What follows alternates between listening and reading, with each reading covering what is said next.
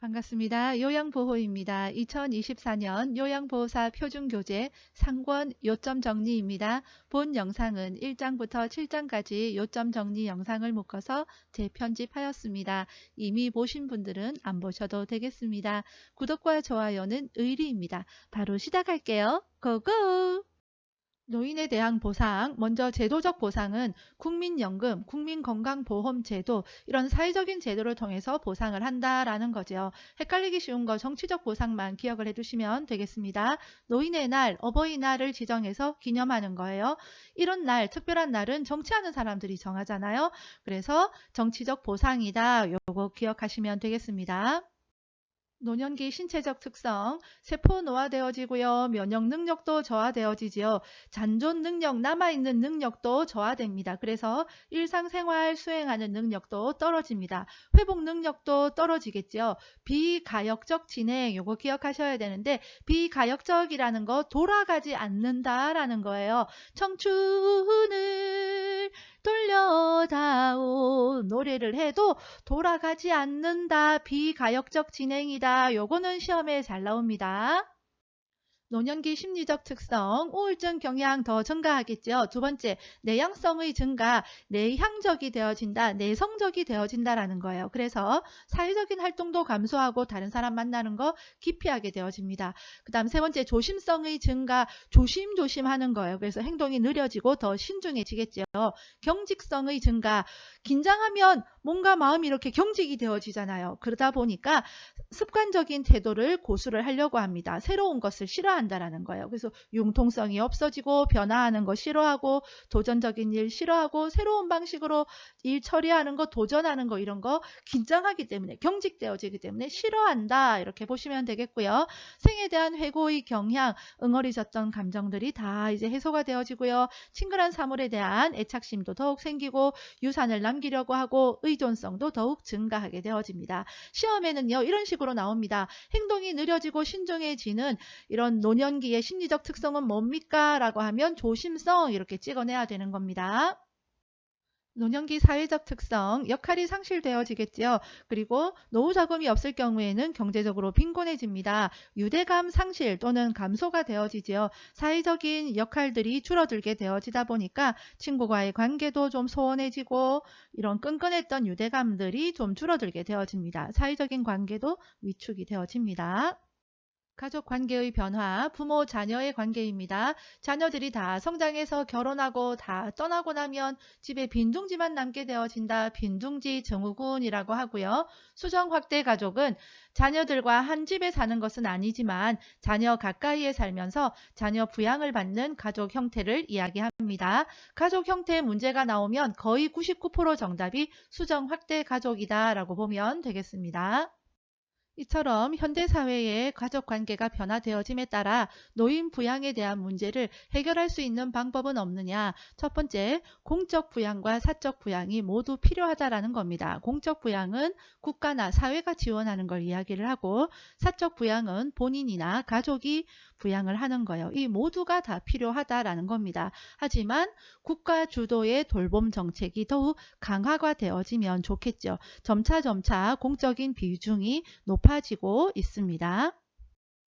요양보호 실천의 4가지 원칙입니다. 먼저 대면하기, 정면에서 같은 눈높이로 눈을 맞추어야 되겠고요. 말할 때에는 긍정형 문장으로 이야기를 합니다. 이거 하지 마세요. 막 명령조로 부정형으로 이야기해서는 안 되겠습니다. 접촉하기, 피부와 넓은 면적이 닿게 만져야 하고요. 손목 같은 것을 확 잡거나 그러기보다는 천천히 밑에서부터 받치면 존중받는 느낌이 들겠죠. 일어서게 하기에서는요. 우리 어르신들 행동이 느리다고 바로 부축해서 일어서게 하는 것이 아니라 느리더라도 부축하지 말고 가급적이면 혼자 일어설 수 있도록 해야겠습니다.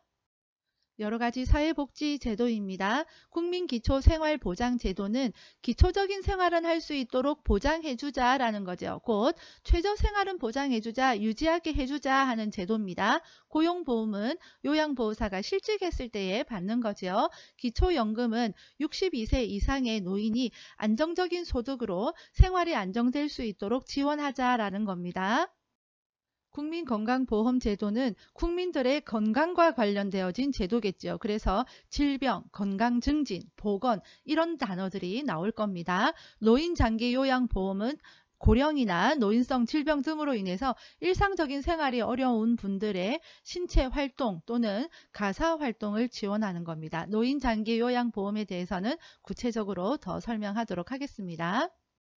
이제 우리 사회는 고령화 사회를 지나서 고령 사회를 넘어서서 초고령 사회로 진입하게 되어집니다. 초고령 사회는 노인 인구 20% 이상의 경우를 이야기합니다. 초고령 사회입니다. 초노령 헷갈리면 안 되겠습니다. 우리 시작할 때 꺼꺼우 했죠. 고령입니다. 초고령.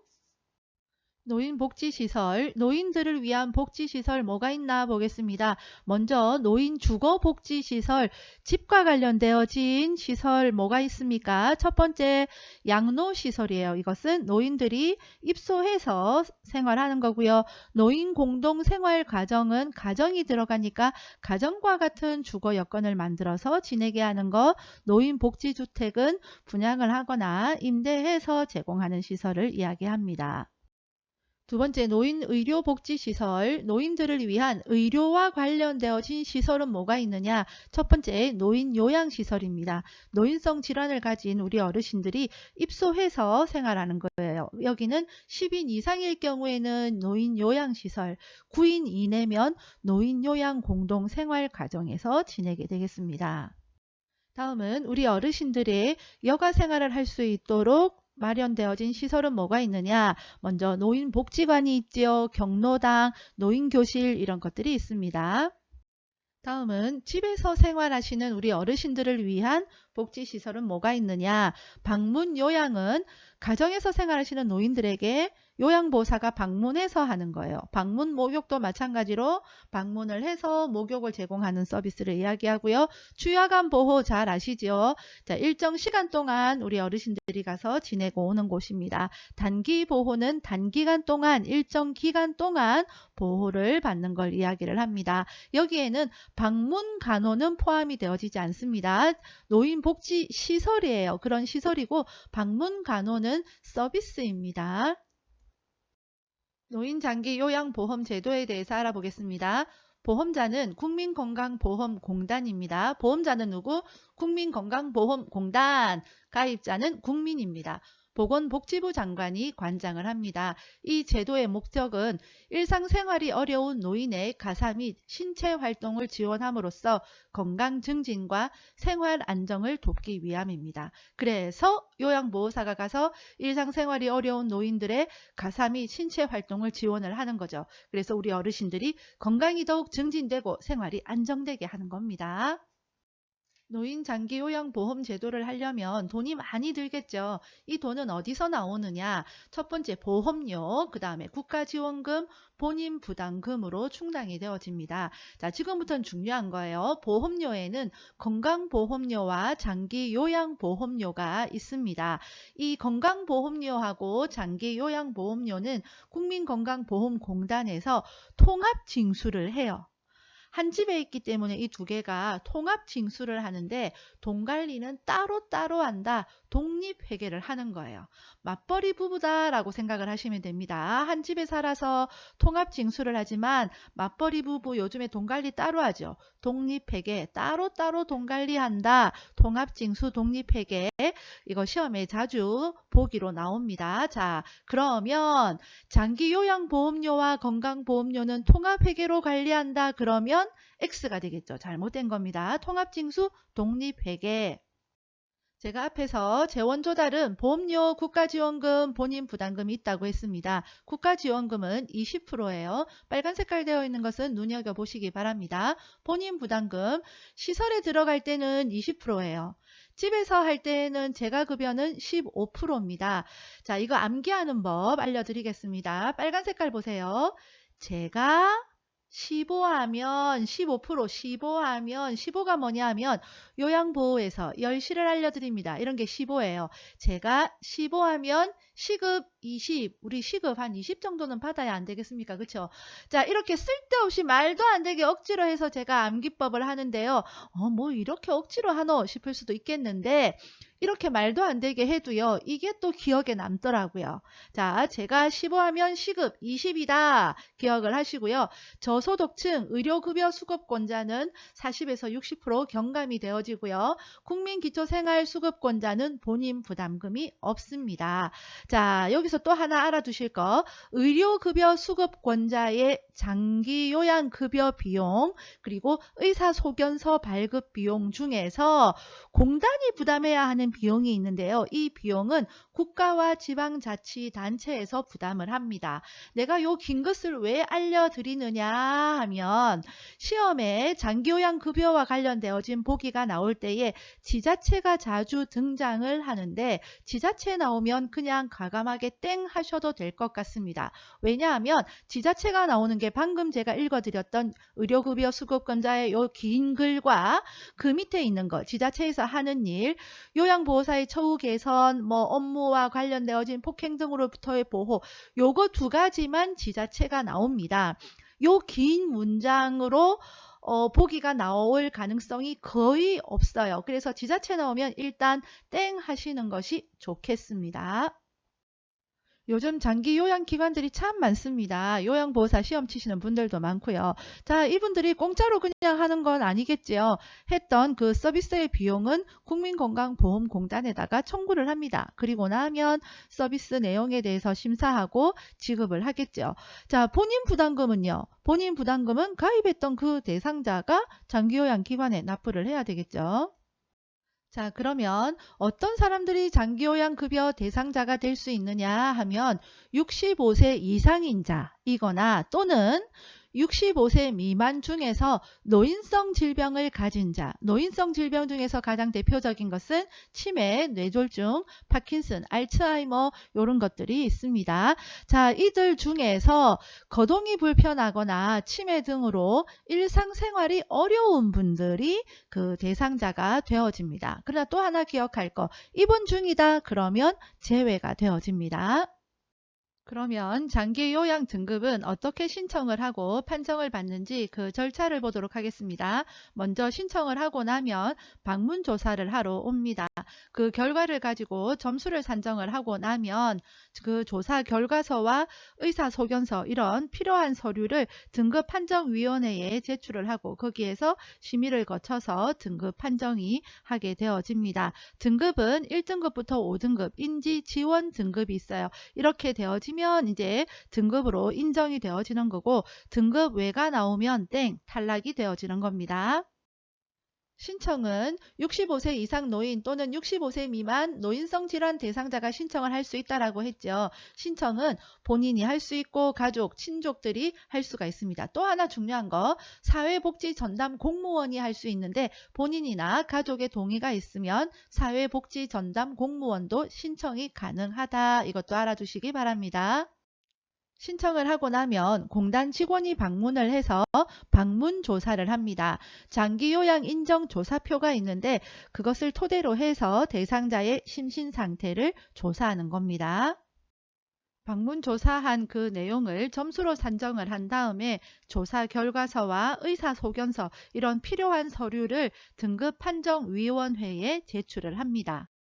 그러면 등급판정위원회에서 등급을 판정하게 되어집니다. 시험에 자주 출제되는데요. 등급 판정은 어디서? 등급판정위원회 꼭 기억을 하시고요. 자, 신청부터 등급 판정 받는 것까지 30일 이내에 이 모든 것이 완료가 되어야 됩니다. 장기 요양 등급은 점수에 따라서 등급이 나누어집니다. 1등급은 95점 이상, 2등급은 75점 이상, 3등급은 60점 이상, 4등급은 51점 이상, 5등급은 45점 이상이에요. 자, 이거 어떻게 외우느냐? 걱정하지 마십시오. 자, 빨간 색깔 보겠습니다. 1등급 95점, 이를 I로 바꿨습니다. I95. 2등급 75점 이치료예요. 3등급 60점 360도, 4등급 51점 451 그리고 5등급 45점 545 545예요. 자, 보겠습니다. 아이고, 이 치료를 했더니 임플란트 같은 거 이 치료하고 나면 너무너무 힘들잖아요. 이 치료를 하고 나서 360도 내 모습을 보니 몰골이 말이 아니네. 이에 따라서 나에게 보상을 해줘야죠. 4-5일 동안 545예요. 한 번 더 할게요. 아이고, 이 치료를 하고 나서 360도 내 모습을 삥 둘러보니 몰골이 말이 아니네. 4-5일 동안 오싸우. 자, 쉽게 암기할 수 있겠죠. 자, 그리고 또 하나 기억할 거 5등급과 인지 지원 등급은 치매 환자입니다. 장기 요양급여, 이것은 요양 등급을 받고 나면 받을 수 있는 서비스를 이야기를 합니다. 제일 먼저 재가급여, 우리 대상자가 집에 거주하고 계시는 분인 거예요. 그럴 경우에는 첫 번째 방문 요양이 있겠죠. 요양보호사가 집으로 방문을 해서 우리 어르신의 신체 활동과 가사 활동을 지원을 하는 겁니다. 그 다음에 방문 목욕 있겠고요. 방문 간호도 서비스에 포함이 되어진다고 했죠. 주야간 보호, 우리 쉽게 이야기하면 노치원이죠. 일정 시간 동안 보호해 주는 거, 그 다음에 일정 기간 동안 하는 거 단기 보호 있고요. 기타 재가급여에는 복지용구 구입이나 대여를 할 수 있습니다. 복지용구라고 하는 것은 신체 활동에 도움을 주는 그런 물품들, 그런 것을 구입하거나 대여하는 거, 이것은 재가급여에 포함이 되어집니다. 자, 재가급여를 하면 어떤 장점이 있겠습니까? 친숙한 환경이 되어지겠죠. 집에서 하니까 익숙한 환경이라서 좋고요. 사생활이 존중이 되어지니까 좋습니다. 하지만 긴급한 상황이 발생을 했을 때 신속한 대응이 어렵다라는 그런 단점이 있습니다. 시설급여, 시설에 들어가는 거예요. 노인요양시설, 노인요양공동생활가정이 여기에 속합니다. 의료, 간호, 요양서비스 이런 종합적인 서비스를 받을 수 있다는 장점이 있지만 개인 중심 생활에서는 어려움이 있겠죠. 그런 단점이 있습니다. 특별현금급여는 재가급여나 시설급여를 받을 수 없을 때 받는 건데요. 자, 여기서는 특별현금급여에는 가족 요양비가 있다. 이것만 기억하시면 됩니다. 암기하는 방법, 우리 가족은 특별히 현금을 좋아해. 이렇게 기억하시면 되겠죠. 장기요양 등급을 받고 나면 장기요양 서비스를 받아야 되겠죠. 그 이용 절차를 보도록 하겠습니다. 예를 들면 우리 어르신이 주야간 보호센터에 등록을 하려고 한다. 그럴 경우에 먼저 서비스 신청을 하고 상담을 하겠죠. 그 노치원에 가서 상담을 받습니다. 거기에서 내가 어떤 서비스를 제공받을지 계획을 수립을 합니다. 내가 주 5일 다 갈 건지 3일만 갈 건지 아침을 먹을 건지 말 건지 이런 구체적인 서비스 제공에 대한 계획을 수립을 하고요. 아, 여기 마음에 드네? 그러면 계약을 체결을 하고 서비스 제공을 받습니다. 그 다음에 모니터링을 실시해서 내가 계속 이용을 할지 그만할란다, 종료할지 이걸 결정을 하게 되겠죠. 장기 요양을 신청을 하고 등급을 받고 나면 국민건강보험공단에서는 그 대상자에게 두 종류의 서류를 보냅니다. 자, 첫 번째는요. 밑에 거부터 보도록 할게요. 장기 요양 인정서예요. 예, 등급 받은 거 인정합니다. 서비스 받을 수 있는 거 인정하겠습니다. 라는 그런 서류예요. 여기에는 장기 요양 등급, 유효기간, 이용할 수 있는 급여 종류와 내용이 기록이 되어져 있습니다. 자, 시험에는요. 위에 게 더 자주 출제가 되어집니다. 개인별 장기 요양 이용 계획서예요. 이것도 물론 국민건강보험공단이 수급자에게 제공을 하는 거겠죠. 자, 이것은 장기 요양 서비스를 이용할 수 있도록 안내해 주는 서류다라고 보면 되겠습니다. 거기에는 한도액, 본인 부담률, 급여 종류와 횟수, 비용이 기록이 되어져 있습니다. 요양보호 업무 첫 번째 신체활동 지원 서비스예요. 세면, 구강, 목욕, 식사, 화장실 돕기 등 몸과 관련되어져서 도와주는 걸 이야기합니다. 가사 및 일상생활 먼저 개인활동 지원은요. 장 보는 거, 은행 일 보는 거, 개인 일 보는 거 도와주는 거다. 그리고 일상생활 지원은 밥, 청소, 빨래예요. 일상생활 지원 신체활동하고 일상생활 지원 헷갈릴 수 있으니까 일상생활 지원만 잘 기억하시면 되겠습니다. 밥, 청소, 빨래 기억하시고요. 정서 지원 및 의사소통은 생활 상담해 주는 거, 말벗해 주는 거 이런 거고요. 의사 전달하는 거 대신해 주는 거예요. 편지나 전화 등을 통해서 대신 전달해 주는 겁니다. 인지 지원은 인지 자극 활동 해주는 거고요. 방문 목욕, 말 그대로 방문 목욕하는 건데 이것은 요양보호사 2인 이상이 와서 목욕을 시켜드리는 겁니다. 그 외에 기능 회복, 간호처치는 요양보호사 업무가 아닙니다. 요양보호사가 지켜야 할 사항입니다. 서비스는 대상자에게만 제공하는 거예요. 시험에 예를 들어서 대상자 가족 중심이다 그러면 땡, 정답이 아닌 거예요. 그리고 기관 중심이다 해도 정답이 아닌 겁니다. 서비스를 제공하기 전에는 대상자의 특성을 확인을 하는 것이 좋겠죠. 그리고 요양보호사는 대상자가 자립생활을 할 수 있도록 지원을 하는 겁니다. 그래서 대상자의 능력을 최대한 활용할 수 있도록 서비스를 제공을 해야 됩니다. 응급 상황이 발생했을 때 요양보호사는 우선순위에 따라서 응급처치를 할 수가 있습니다. 의료행위는 할 수가 없습니다. 시험에 교묘하게 말을 바꾸어서 나오니까 헷갈리면 안 되겠습니다. 요양보호사는 의료행위는 할 수가 없어요. 그러나 가능한 행위는 뭐냐? 경구약, 먹는 약 복용하는 것과 그 다음에 외용약, 바르거나 뿌리는 약만 가능을 합니다. 요양보호사 금지 행위, 노인 학대나 본인 부담금 깎아주거나 비밀 누설하거나 시험에서 이런 문제 나오면 상식적으로 해서는 안 되는 거 찾으면 되겠습니다. 요양보호사의 역할, 나머지는 시험지 보면 바로 체크할 수 있을 거고요. 관찰자 보겠습니다. 대상자의 상태, 약 복용 여부를 파악한다, 살핀다, 관찰한다 이런 거죠. 동기 여부는 능력을 발휘할 수 있도록 지지하고 격려하는 걸 이야기합니다. 옹호자, 대상자를 편들어 주는 거죠. 차별받는 대상자를 지지하는 겁니다. 예를 들면 학대 의심이 되어진다 그러면 신고하는 거고요. 성희롱을 당하는 것 같다 기관장한테 보고하는 거예요. 그래서 옹호자가 되어준다, 편들어 준다라는 겁니다. 시설 노인에 대한 권리 몇 가지만 보겠습니다.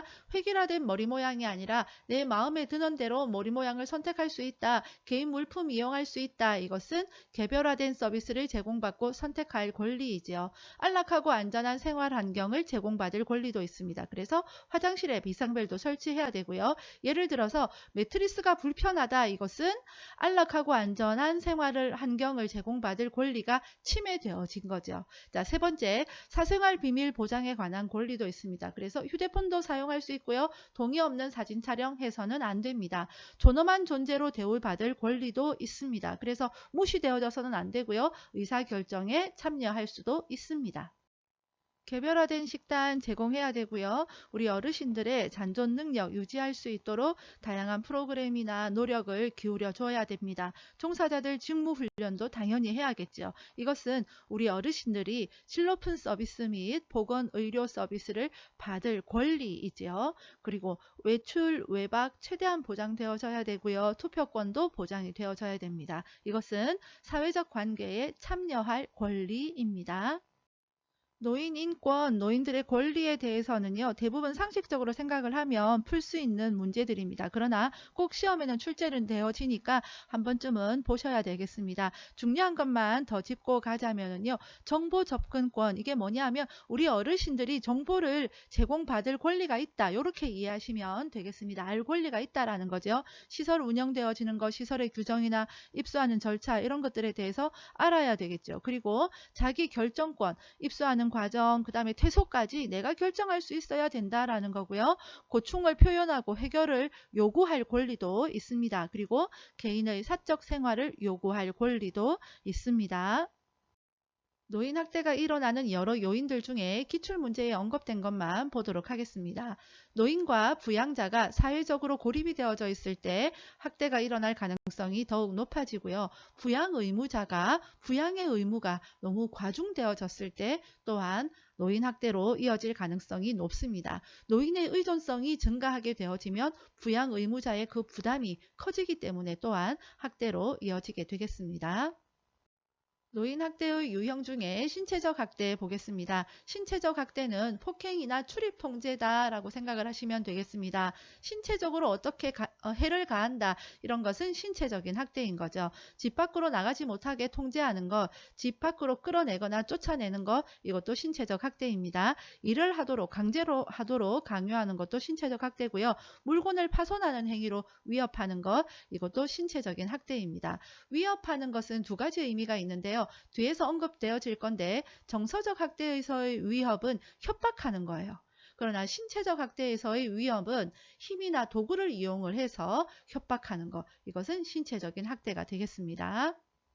정서적 학대, 비난, 모욕, 위협, 협박, 무시하는 것 모두 정서적인 학대에 포함이 되겠습니다. 사회활동, 종교활동 못하게 방해하는 것, 이성교제 못하게 방해하는 것 정서적 학대입니다. 시설로 보내버린다, 협박하는 것, 거취 문제에 있어서 결정할 때에 배제시킨다, 집안의 경조사에 참여시키지 않는다 모두 정서적 학대입니다. 성적 학대, 사람들이 보는 데서 신체적인 부위를 드러내고 기저귀 교체하는 것 이런 것도 성적 학대입니다. 경제적 학대, 허락 없이 돈을 인출한다거나 상속 후에 부양하지 않는 것 경제적 학대입니다.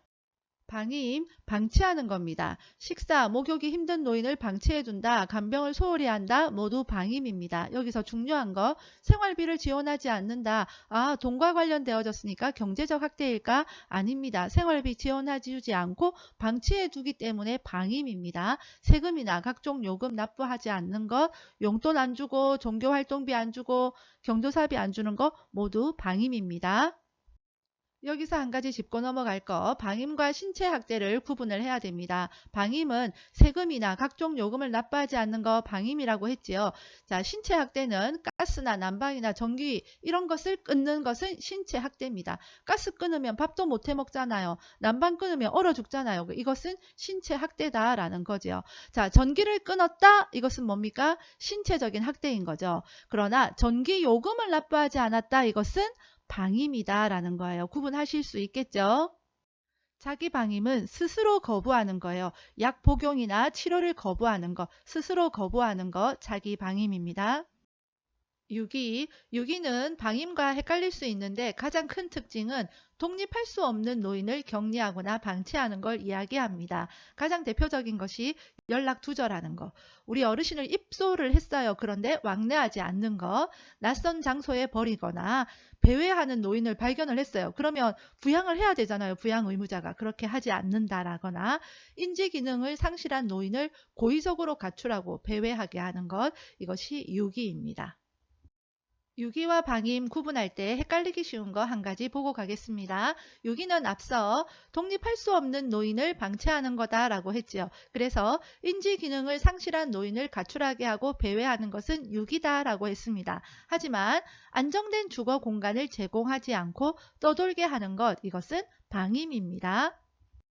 기관, 먼저 노인 학대에 관련된 기관 보겠습니다. 노인 보호 전문 기관이에요. 노인을 보호하는 기관이라는 거죠. 노인 학대 사례가 의심된다 그러면 여기에 신고를 하면 되겠습니다. 장기 요양 기관의 모든 직원은 신고 의무자다. 이것도 알아두시기 바랍니다.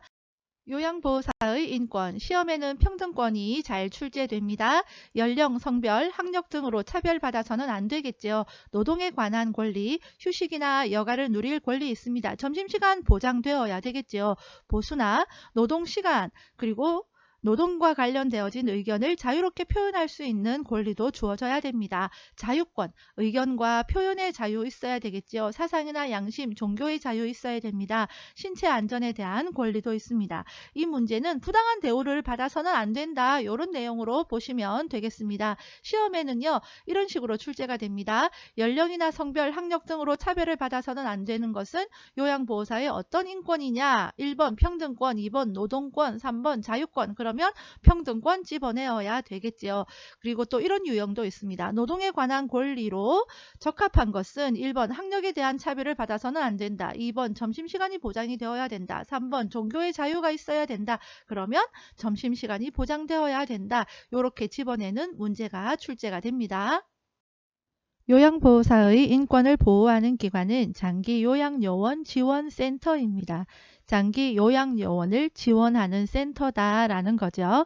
요양보호사가 업무상 부당한 대우를 받았거나 했을 때 요양보호사를 보호하는 기관입니다. 제가 앞서 장기요양급여 설명할 때에 보기에 지자체가 나오면 그냥 땡 하라고 조심스럽지만 제가 얘기를 했었어요. 지자체에서 하는 일이 의료급여 수급권자의 비용에 대한 거 긴 문장 시험에 잘 안 나온다 했었고요. 또 하나 하는 일이 요양보호사의 처우를 개선하거나 업무와 관련되어진 폭행 등으로부터 보호 이런 일들을 합니다. 요양보호사를 보호하기 위해서 지자체에서는 장기요양요원 지원센터를 설립을 해요. 그럼 지자체가 중요할까요? 장기요양요원 지원센터가 중요할까요? 장기요양요원 지원센터가 중요하죠. 그래서 제가 가감하게 지자체 나오면 그냥 땡 하라고 한 겁니다. 요양보호사의 인권을 보호하는 기관은 장기요양요원 지원센터입니다. 요양보호사 권익, 권리와 이익을 보호하는 법적인 장치가 뭐가 있는지 보겠습니다. 먼저 근로기준법이에요. 근로계약서 명확하게 잘 명시가 되어져야 되는데 근로계약서에는 임금, 근로시간, 취업장소, 업무에 관한 사항 이런 내용들이 꼼꼼하게 적혀 있어야 됩니다. 임금에는 구성항목, 기본급이 얼마인지, 상여금, 주요수당이 있는지 이런 내용들이 포함이 되어지고요. 계산하는 방법, 지불 방법 이런 내용들이 잘 정확하게 기록이 되어져야 됩니다. 두 번째, 산업안전보건법이에요. 안전과 관련되어진 법이겠죠. 세 번째, 산업재해보상보험법입니다. 산업재해, 일하다가 사고를 당했거나 질병을 걸렸거나 이렇게 했을 때에 보상해줘야 된다라는 법을 이야기합니다. 성희롱, 언어적 성희롱은 말로 하는 거죠. 외모에 대한 성적인 비유, 성적 관계 회유, 회유는 설설 구슬리는 걸 이야기합니다. 말로 구슬리는 거다. 그래서 언어적 성희롱입니다. 이게 시험에 좀 잘 출제가 되어집니다. 두 번째, 시각적 성희롱은 눈으로 하는 거죠. 노출이나 음란한 사진을 전송하는 거, 육체적 성희롱은 신체 접촉하는 거, 이런 것을 이야기합니다. 예를 들어서 시험에 옆에 앉아서 술을 따르라고 하는 건 어떤 성희롱에 해당되겠습니까? 말로 하는 거죠. 그래서 언어적 성희롱이 되겠습니다. 성희롱에 대한 대처, 장기 요양기관에서는 요양보호사들에게 성희롱 예방 교육을 1년에 한 번 이상 해야 되고요. 상습적으로 성희롱이 일어날 경우에는 녹취나 일지를 작성해 둡니다. 성희롱에 대해서 요양보호사는 어떻게 대처해야 할까요? 먼저 하지 말라고 분명하게 말해야 됩니다. 단호히 거부 의사를 표현을 해야 되고요. 두 번째, 관리 책임자에게 보고해서 적절한 조치를 취하게 해야 됩니다. 요양보호사의 직업윤리, 먼저 대상자와 상호 대등한 관계입니다. 두 번째, 본인 부담금 할인해주세요. 임의로 서비스 제공해주세요. 그러면 해서는 안 되겠죠. 이런 걸 요구할 때는 단호하게 불법입니다. 그러면 안 됩니다. 라고 이야기해야 됩니다. 세 번째, 대상자의 학대가 발견되어지면 신고해야 되고요. 업무상 알게 된 개인정보는 비밀을 유지해야 됩니다. 정해진 원칙과 절차에 따라서 제공해야 되겠죠. 여섯 번째, 대상자의 자기결정권을 존중하고 개인의 선호를 인정하고 차별해서는 안 되겠습니다. 자신의 건강관리, 복장관리를 철저히 해야 하고요. 업무 수행을 위해서 지속적으로 지식과 기술을 습득해야 됩니다. 마지막으로 자신의 활동이 요양보호사를 대표한다라는 생각으로 업무에 임해야 되겠습니다. 예시 문제 보겠습니다. 대상자의 동의 없이 개인정보를 수집한다. X겠죠. 대상자를 대신해서 서비스 계약을 체결한다. 네, 안 되겠습니다. 장기요양급여 제공 원칙에 어긋난다고 거절한다. 네, 이것은 정답이 되겠습니다. 이런 문제는 상식선에서 생각해서 옳다 싶은 거 정답 체크하면 되겠습니다. 요양보호사의 근골격계 관리, 손목 통증, 수근간 증후군이라고 합니다. 밤에 통증이 악화가 되어지고요. 손을 털면 일시적으로 통증이 완화가 되어집니다. 시험에 예를 들어서 손목이 삐어서 통증이 있다. 이때 초기 관리 방법으로 옳은 것은 강하게 털어준다. 그러면 정답이 아닙니다. 강하게 털어준다. 아닙니다. 자, 손상 직후에는 냉찜질을 합니다. 초기에는 냉찜질, 만성은 온찜질입니다. 압박붕대 감아주고요. 손상 부위는 심장보다 높게 합니다. 물건을 이동하는 기본적인 원칙은 허리 펴, 무릎 굽혀, 지지면 넓혀, 허리 돌리지 말고 발 움직여, 물건은 몸 가까이입니다. 지지면을 넓힌다는 것은 발을 벌려서 지지하는 면적을 넓히는 걸 이야기합니다. 연습 문제 풀어보겠습니다. 동작을 빠르고 신속하게 한다. 이 문제 오답률 높은 문제입니다. 정답은 X입니다. 동작 빠르고 신속하게 하면은요, 몸에 무리가 갑니다. 두 번째, 통증이 느껴질 때까지 스트레칭 한다. 아니죠. 스트레칭을 하면 관절 가동 범위가 넓어진다. 네, 정답입니다. 호흡을 최대한 참으며 동작을 한다. 아니죠. 요양보호사의 감염 예방, 임신한 요양보호사는 풍진, 수두 감염 대상자와 접촉하지 않습니다. 선천성 기형을 유발할 수 있기 때문에 그렇습니다. 풍진이 시험에 자주 출제됩니다. 노인성 질환의 특성, 증상이 거의 없거나 애매하고요. 노화 과정과 구분하기가 어렵습니다. 경과가 길고 재발이 빈번하죠. 원인이 불명확하고 합병증 생기기가 쉽습니다. 약물에 대해서 민감하게 반응을 하죠. 신장의 소변 농축 능력과 배설 능력이 저하되어서 약물 성분이 신체 내에 오래 남아 있어서 중독 상태에 빠질 수가 있습니다. 혈액순환 저하로 욕창이 잘 생기고요. 관절이 뻣뻣해집니다.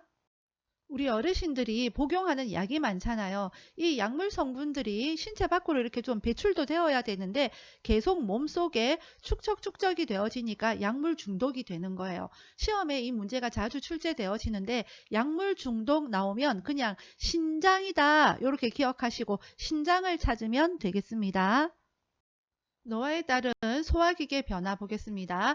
위액 분비가 저하가 되어지겠죠. 위액 분비량이 감소합니다. 췌장의 소화 효소 분비도 감소합니다. 빨간 색깔이 보기에 자주 출제되는데 지방 흡수력이 감소합니다. 저하되어집니다.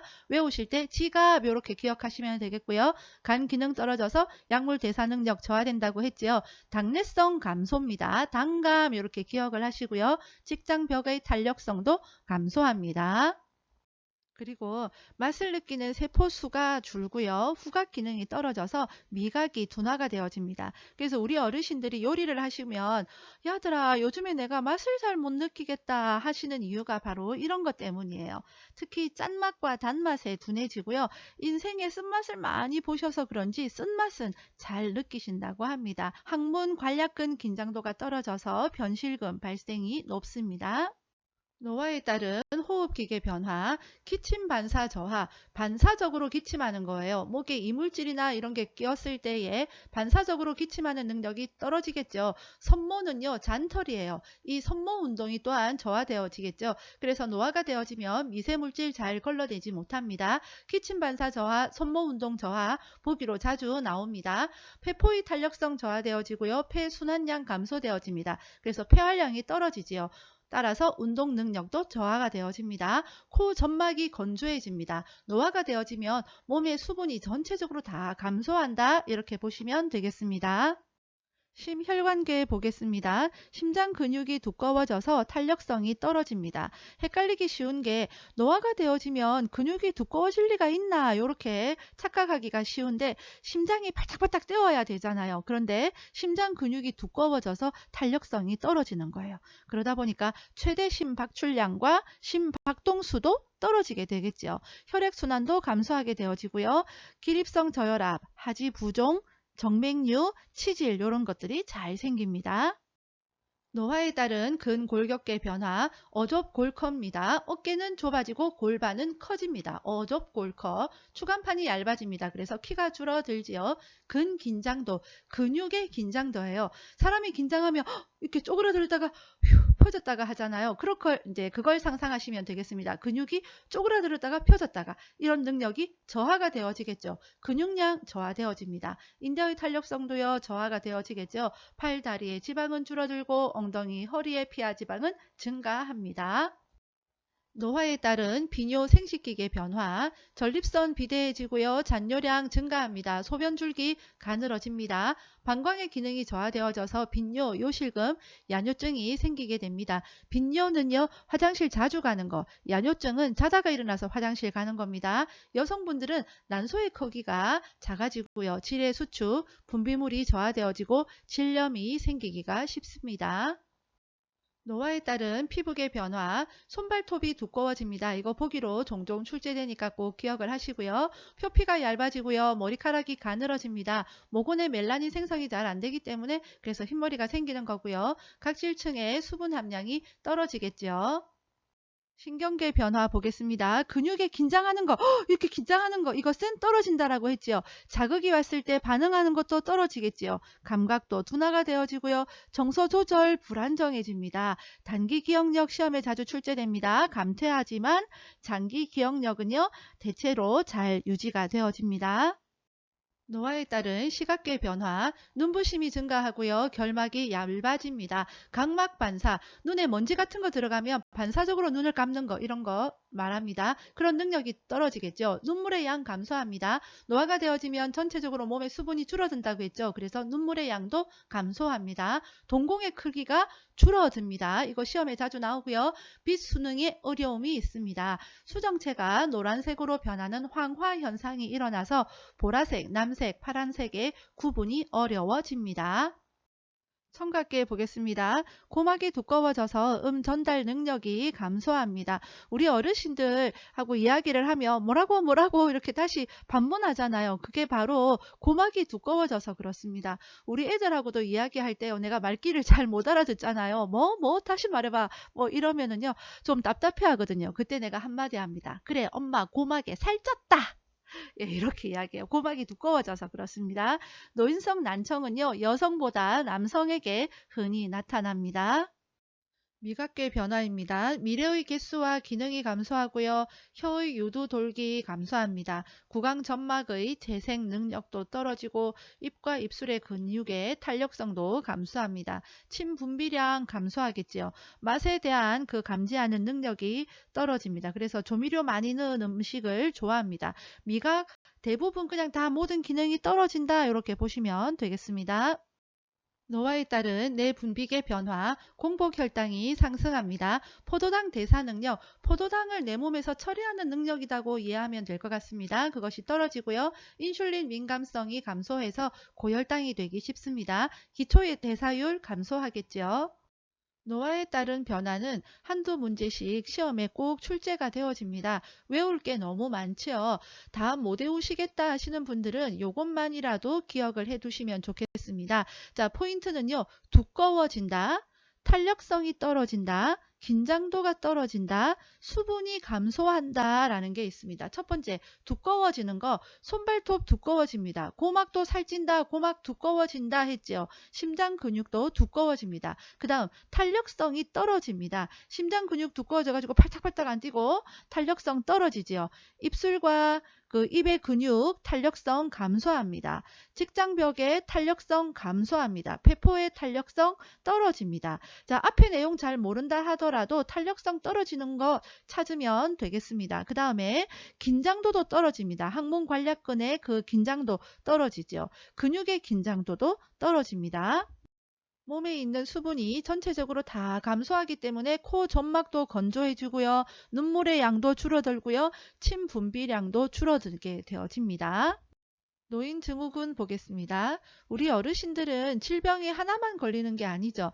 여러 가지 질병이 동시에 걸리기도 합니다. 그러면 이 질병들끼리 어떤 상호작용이 일어나기도 하죠. 그리고 각각의 병에 대해서 약물을 복용을 합니다. 그러면 병과 이 약물들 간에도 또 어떤 작용이 일어난단 말이죠. 그리고 여러 가지 약물을 복용을 하기 때문에 약물들끼리도 또 어떤 작용이 일어나죠. 이런 의학적인 문제에다가 경제적인 거, 사회적인 거, 심리적인 문제들이 또 생기기도 합니다.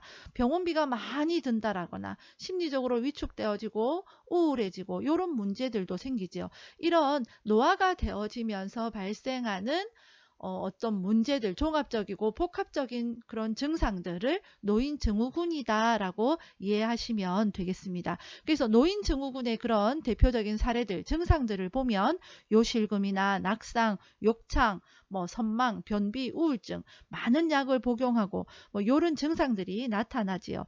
이런 노인증후군은 건강하신 우리 어르신들보다는 몸이 좀 허약하신 분들에게 더 많이 나타나겠지요. 그래서 우리 요양보호사들이 이런 어르신들을 돌보는 대상이 되어진다라는 거죠. 자, 그러면 지금부터는 각종 질병에 대해서 중요한 내용들만 콕콕 찍어서 설명을 해드리도록 하겠습니다. 먼저 결핵입니다. 결핵은 호흡기 감염입니다. 공기를 통해서 감염이 되어집니다. 2, 3주 동안 계속 기침을 하거나 발열이 난다 그러면 결핵 검사를 해야 됩니다. 시험에 예를 들어서 결핵 검사는 6개월마다 받아야 한다 그러면 정답이 아니겠죠. 결핵 의심 대상자를 돌볼 때에는 보호 장구를 착용하고 돌보면 괜찮습니다. 결핵에 걸린 대상자와 접촉을 했을 때에는 결핵 검사를 받아야 하고요. 결핵에 걸린 대상자와 물건을 함께 사용하는 것도 괜찮습니다. 상관없습니다. 결핵은 호흡기를 통해서 감염이 되기 때문에 그렇죠. 자, 그리고요. 이 결핵균은요. 햇볕에 약합니다. 그렇기 때문에 침구 등은 일광 소독해야 됩니다. 독감 인플루엔자 바이러스에 의한 급성호흡기 질환입니다. 치료제는 항바이러스제를 사용을 합니다. 독감이 바이러스에 의한 질환이니까 항바이러스제를 사용을 해야 되겠죠. 여기 앞에 있는 이 항이라는 것이 저항한다 이런 뜻이거든요. 항암, 암을 저항하는 거예요. 바이러스에 저항한다. 이렇게 이제 이해하시면 되겠습니다. 노로바이러스 장염, 오염된 음식을 섭취했을 때 발병하게 되어지고요. 여기서 제일 중요한 것은 노로바이러스 장염에 걸리면 2, 3일간 요양보호 업무 NO입니다. 전염성이 높기 때문에 그렇습니다. 증상이 회복된 후에도 최소 2, 3일간 음식을 조리해서는 안 됩니다. 옴, 밤에 가려움이 심하고요. 여름에 발생이 잘 됩니다. 감염도 잘 됩니다. 여기서 제일 중요한 것은 대상자와 접촉한 사람은 증상 유무와 상관없이 치료해야 됩니다. 옴 치료는 올 치료, 옴 치료는 모두 치료해야 된다라는 겁니다. 침구류는 뜨거운 물로 세탁하고 세탁 후에도 3일 이상 사용해서는 안 됩니다.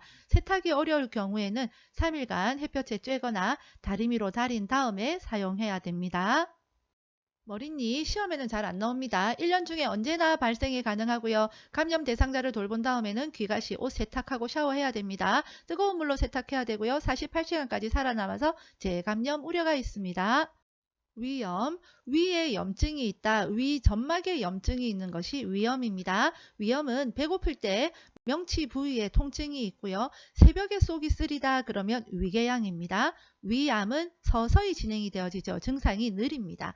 대장암은요. 저잔여 시기를 섭취하는 것이 원인이 되어집니다. 저잔여 시기가 뭐냐면 시기 먹는 거지요. 왜 다이어트 할 때 시기가 80이고 운동이 20이다 이런 말 하잖아요. 먹는 걸 이야기합니다. 식이요법 이런 거. 자, 그러면 저잔여 조금만 남는 거예요. 자, 대장에 음식을 먹고 나면 이게 좀 남아야 되는데 조금만 남는 거예요. 이 좀 남아있어야 이게 똥이 되는데 그래서 저잔여 시기를 섭취하는 것이 대장암의 원인이 된다. 그렇고요. 저잔여 시기가 그래서 좋은 게 아니에요. 자, 설사는요. 하재, 설사를 하는 약입니다. 이런 약물 남용이 원인이 되어지기도 합니다. 설사하면 아무것도 안 먹어야 될 것 같은데 물은 충분히 마셔줘야 탈수 예방이 되어지고요. 고섬유질 음식은 섭취를 제한해야 되겠지요. 시험에 은근히 설사가 자주 나옵니다. 변비, 항암제나 마약성 진통제, 제산제 이런 약물을 사용을 하면 변비가 생기기도 하고요. 저잔여 시기를 하면 변비가 생기겠죠. 변비를 해결하기 위해서 설사가 나게 하는 약을 사용은 할 수는 있겠죠. 그렇지만 이것을 빈번하게 사용을 하면 변비가 도리어 악화되어집니다. 만성기관지염 하면 이른 아침을 떠올리면 되겠습니다. 이른 아침에 가래 끓는 기침을 하는 증상이 있고요. 그러니까 거담제나 기관지 확장제를 사용하는 것이 좋겠죠. 기관지 내에 있는 가래를 배출을 해야 되겠습니다. 심호흡과 기침을 하기 위해서 가래를 배출을 하는 거죠. 뜨겁거나 차갑거나 자극적인 음식은 피해야 되겠습니다. 폐렴은 폐 조직에 염증이 있는 거예요. 흡인성 폐렴이라고 하는 것이 있는데 이거는 음식물이 기도로 넘어가가지고 폐에 염증이 생기는 것을 이야기를 합니다. 천식이 은근히 시험에 잘 나오는데 이것은 기도에 염증이 생기는 거예요. 갑작스러운 온도 차이나 흥분이나 스트레스가 원인이 되어집니다. 자, 호흡 곤란을 예방하기 위해서는 바닥에 카페트 깔면 안 되겠지요. 차갑고 건조한 공기로 환기하거나 갑자기 이렇게 온도 차가 나는 것에 노출되어지는 것 안 되겠습니다. 뜨거운 물로 침교류를 세탁해야 되겠죠. 폐결핵은 결핵균이 폐로 들어가서 염증을 일으키는 질환입니다. 오후에 고열이 났다가 늦은 밤에 열이 내리는 증상이 반복되어집니다. 폐결핵 치료는 항결핵제를 복용을 하는데 항이 저항하는 거라고 했죠. 항결핵제를 복용을 하는데 이 약의 양이 많습니다. 그리고 복용 기간도 길어요. 그리고 자의적으로 중단을 해서는 안 됩니다. 약의 양이 많고 복용 기간도 길기 때문에 주기적으로 간 기능 검사를 해야 되고 객담 검사를 해야 됩니다. 고혈압은 이명이나 어지러움과 같은 증상이 있고요. 혈압약은 꾸준히 복용을 해야 됩니다. 혈압이 조절이 되어도 투약을 중단하면 혈압이 다시 올라갈 수 있고요. 혈압은 측정하는 시간과 자세에 따라서 달라집니다. 저염 시기, 저지방 시기를 해야 되겠죠. 예를 들어서 저지방 유제품 같은 것을 먹어야 되겠습니다. 동맥경화증은 혈관이 좁아지는 거예요. 그러다 보니까 심근경색, 협심증, 흉통과 같은 증상이 나타나겠죠. 심부전 시험에 자주 출제됩니다. 심장 수축이 잘 안 되는 거예요. 그래서 혈액 공급이 원활하지 않는 거고요. 현기증, 호흡곤란 증상이 나타납니다. 부종이 나타나는데 그렇기 때문에 매일 체중을 측정을 해야 됩니다. 부종의 정도를 확인하기 위해서 그렇습니다. 수분을 제한해야 된다. 특히 시험에 자주 출제됩니다. 빈혈은 적혈구나 헤모글로빈이 부족해서 혈액에 산소가 원활히 공급이 되지 않는 것을 이야기를 합니다. 빈혈 치료할 때는 철분제 먹어야 되죠. 비타민C와 함께 복용하면 좋은데 철분의 흡수를 돕기 때문에 그렇습니다. 퇴행성 관절염은 아침에 관절이 뻣뻣해집니다. 수영이 좋은 운동이고요. 관절에 부담을 주지 않기 위해서 체중 조절하는 것이 좋습니다. 골다공증은 칼슘, 비타민 D 섭취해야 되는 거 잘 아시지요? 근육과 뼈에 힘을 주는 체중 부하 운동을 해야 됩니다. 걷기 운동이 좋습니다. 고관절 골절, 골다공증이 있는 우리 어르신이 낙상했을 때 발생하게 됩니다. 요실금이 생기는 이유는 방광에 저장하는 능력이 떨어지고 골반 근육의 조절 능력이 떨어지기 때문에 그렇습니다.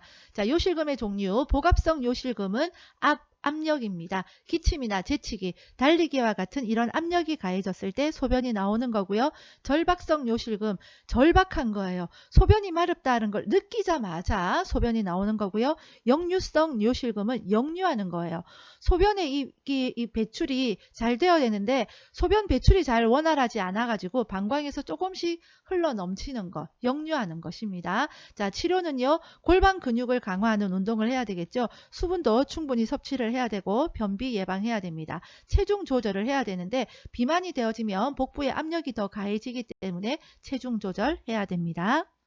전립선 비대증, 전립선이 비대해져서 전립선이 커져서 요도를 압박하는 겁니다. 원인은 호르몬 불균형 알아두시고요. 전립선이 커지는 거니까 비만과 관련이 있겠죠. 고지방, 고콜레스테롤 음식 섭취도 원인이 되어집니다. 증상은 요도가 좁아져서 소변이 가늘어지고요. 힘을 줘야만 소변이 나옵니다. 잔뇨감, 화장실 갔다 왔는데 뭔가 남아있는 것 같다. 시원하지가 않다. 그렇고요. 빈뇨, 화장실 자주 가고 싶다.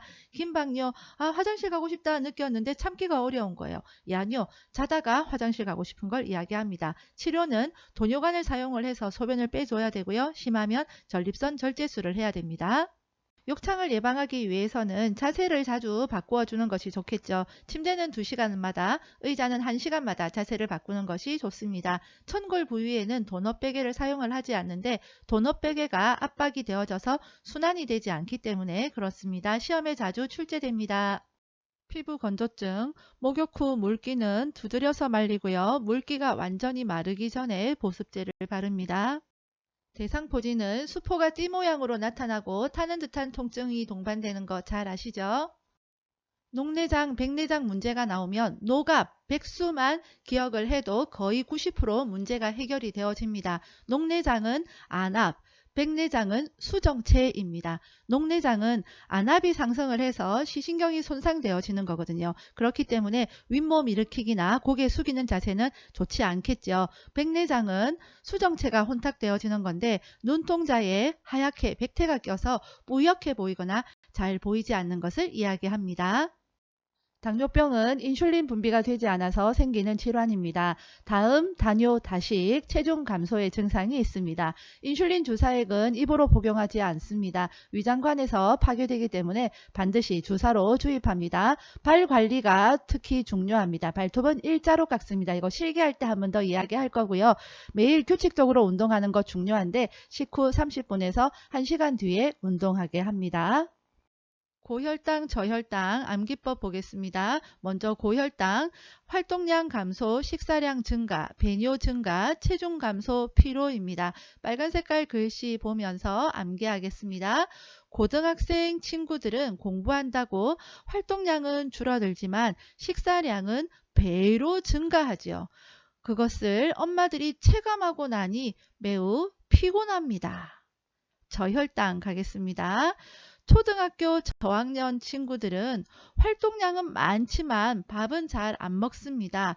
땀을 2통이나 흘릴 만큼 활동량이 많은 거죠. 엄마들 마음이 어떻겠습니까?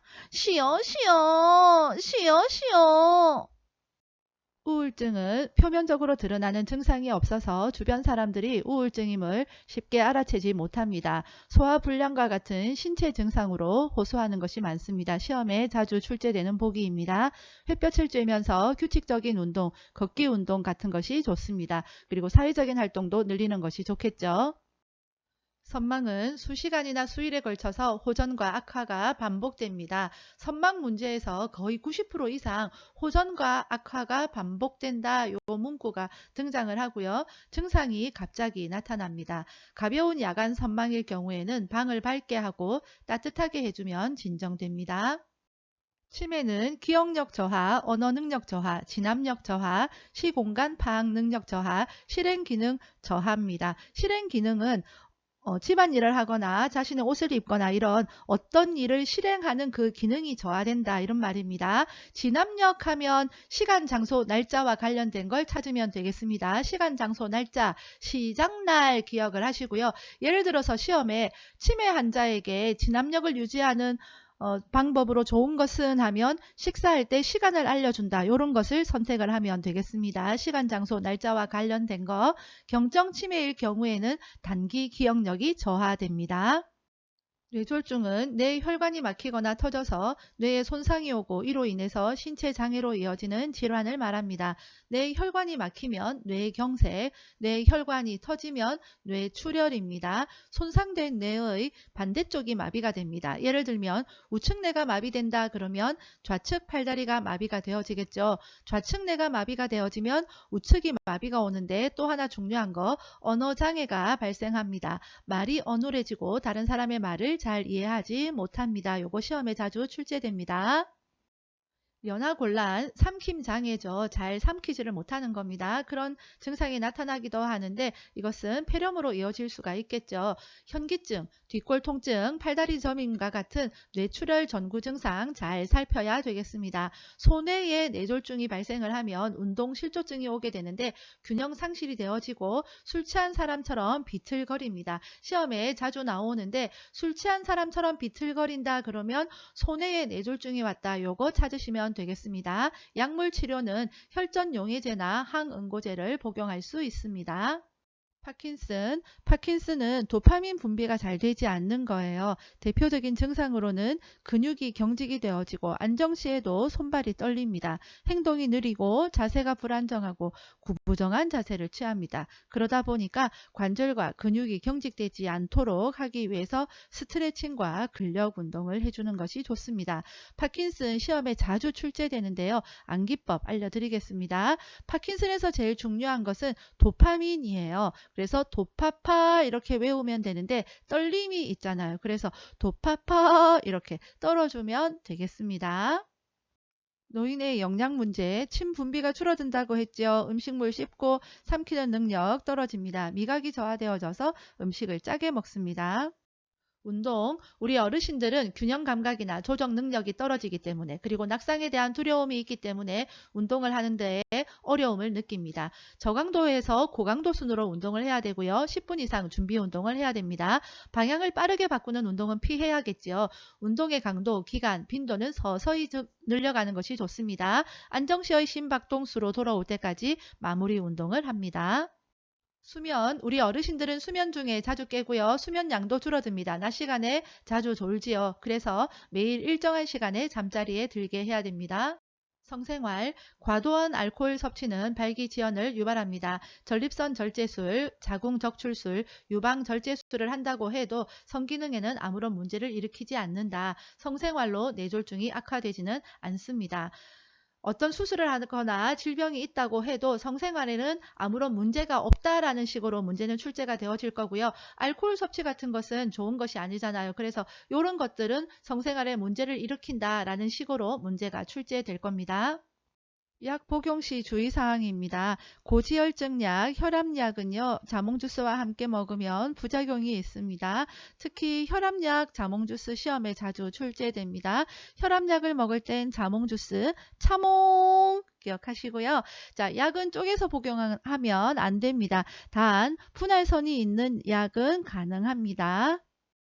예방접종 시험에 자주 출제됩니다. 노인이 10년마다 추가로 받아야 하는 예방접종은 파상풍, 디프테리아, 백일해 백신입니다. 그런데 백일해가 포함된 예방접종을 받았는지 안 받았는지 잘 모르겠다 그럴 경우에는 한 번은 파상풍, 디프테리아, 백일해 백신으로 접종을 하고요. 그 이후부터는 10년마다 파상풍, 디프테리아 백신을 접종을 하면 되겠습니다. 시험에는 파상풍, 디프테리아가 주로 출제가 될 겁니다. 10년마다 파디 10년마다 파디 이렇게 기억을 하시면 되겠죠. 인플루엔자 독감은 매년 1회 접종이고요. 대상포진 65세 이상 1회 접종, 폐렴구균은 65세 이상 1, 2회 접종입니다. 65세 이하 이전의 내용은 시험에 잘 나오지 않을 겁니다. 자, 그러면 정리를 해보면은요. 65세 이상 노인은 대상포진, 폐렴구균, 파상풍, 디프테리아, 백일해, 인플루엔자 요것을 접종을 하는 거지요. 자, 암기하는 법 가겠습니다. 두 개씩 묶어놨죠. 대패 삼겹살로 파티를 준비합시다. 몇 인분? 100인분. 네. 우리 선생님들께 도움이 될 만한 영상은 고정 댓글로 걸어두겠습니다. 참고하세요. 구독과 좋아요는 영상 제작에 큰 힘이 됩니다. 무엇보다 중요한 것, 학습에 어려움이 있는 분들께 요양보 채널 알리기 아시죠? 오늘도 수고 많으셨습니다. 매일매일 행복하세요. 빠염!